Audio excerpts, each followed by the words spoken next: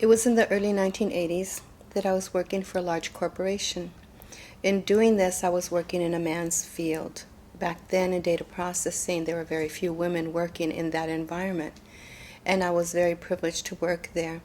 I also became one of the top workers and transferred over to the training department, of which I had an African American supervisor. This particular supervisor, his past experience had been being an English teacher, so he was very nitpicky about the work that we produced to make sure it was grammatically correct and spelled correctly to make our presentations. I was not only a trainer, I was a stand-up classroom instructor and on-the-job trainer, which means that I used to have to go into the work environment and teach him how to operate the machines and equipment and supplies. So in doing this, I became pregnant while I was working for him. And I was very happy to inform him that I was with child, that I was pregnant. At the moment, he appeared to be very pleased about it, congratulated me. But soon after that, he called me into a conference, and I was getting a performance evaluation. That evaluation was not even scheduled. There was no need for me to have an evaluation. It wasn't my time to do so. In the process, what he said to me is, "Carmen, I'm letting you know that now that you're pregnant, your performance level is going to go down." At the moment he said that, it caught me off guard because I could not imagine just being pregnant, why that affected me or it should affect my performance. But he continued. He said it's most likely that women who are pregnant get morning sickness, they're constantly feeling ill in the morning, don't want to come to work, they start missing time, and then once you have the baby, you have what is called back then maternity leave, which is now changed over to personal leave, the terminology that is used nowadays. And he said, chances are you may not even want to come back to work. And I could not imagine just the thought of this person saying this to me. I had been working for him, but obviously he did not know me. Those simple comments made me feel very upset. In fact, I'm going to use the term outraged.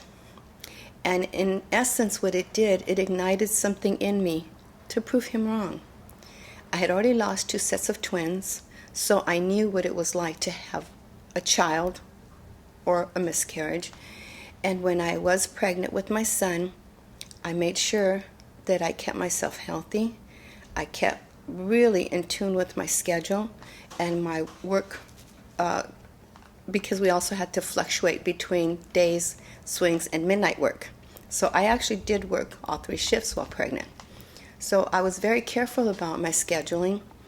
And then I was called in for a meeting after I had my children, and the director who was over my supervisor and the supervisor of the equivalent in the north, because we had a processing in the south and a processing in the north. He came down and personally spoke to me, and he called me into a room and asked me, "Carmen, I just want to ask you a question. Is it true that you're using the training rooms to breastfeed your child?" And I looked at him and I couldn't imagine what in the world, why would he even be asking that? So I said, "No, that is not true." He said, "I just wanted to clear the air because it's been brought to my attention and I didn't believe it was true." So after that, he called me into a group meeting.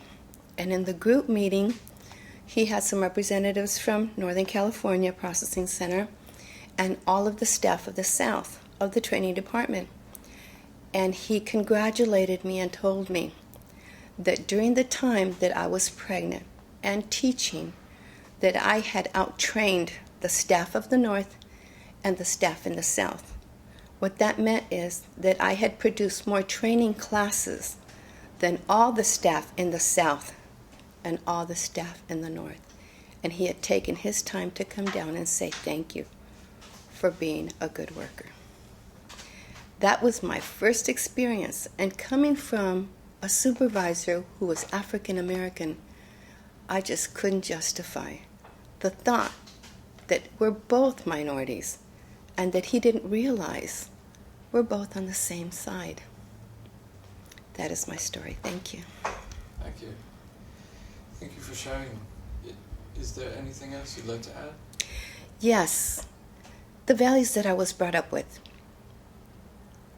As a young child, growing up in Los Angeles, East Los Angeles, and my upbringing, I believe that we were all here placed on this earth as equals, and that we are here to take care of each other and the planet that we are born in.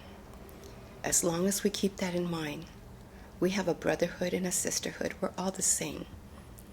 We need to be here to take care of each other and to take care of the only planet that we have. If you keep that in mind, there's no need for wars. There's no need for arguments. There's no need for fights. Not only can we get along, but we have a huge family, and we have to share the love. Thank you.